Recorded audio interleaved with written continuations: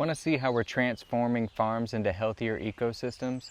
We at Valley Global and Maui Superfood Forests are learning from incredible farmers like Ryan at Okcoa Farms right from the source. Join us in this short film as we share what we discovered during our visit.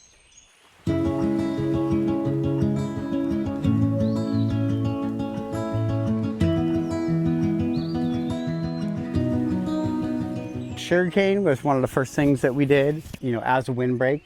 It ended up as something that's still very useful. They can grow, it looks beautiful. Sugarcane pulls like 57 different minerals out of the ground: calcium, iron, magnesium. It's when sugar cane, they take out all the minerals, they take out all the vitamins, they take out all the fiber, all the protein, all the fatty acids, and then they're left with the white pharmaceutical grade sugar. That's the unhealthy thing. But in its raw form like this, it's actually a grass, and it actually has, small amounts of amino acid, essential fatty acids in it. So it's like a whole food. All right, perfect.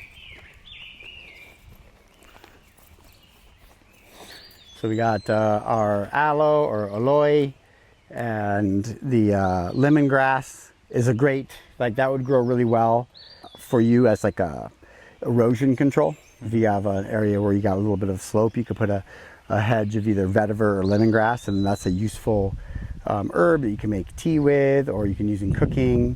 Extract essential oils out of it, or hydrosol, so it repels mosquitoes. I mean, it's just like perfect all around. It's definitely a good thing to grow, and it's forgiving. So I know a lot of people when they start, they're like, oh, I just want to grow celery and cucumbers and tomatoes and Brussels sprouts, and I'm like, well, those are hard. So it's kind of good to start out with some things that are easy, and make sure and build up your success, and then start introducing things that are a little bit harder.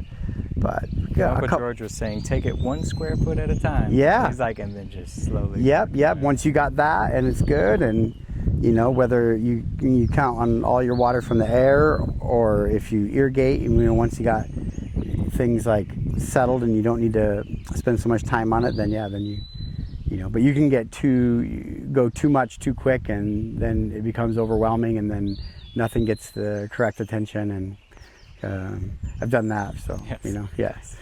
So pineapples should grow well. There's not really a lot of organic pineapple.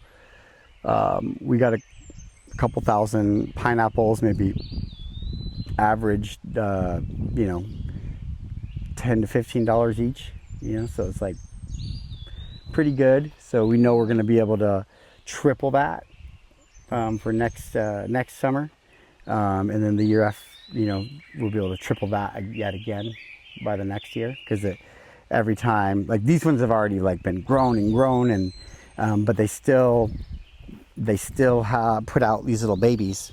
So this is a secondary offshoot, right? The original pineapple was right here, and it grew, and so this is a sucker that comes from the bottom, and then it'll produce its own suckers, and then when it has a pineapple on it, it will also produce new babies, will come out underneath the pineapples too.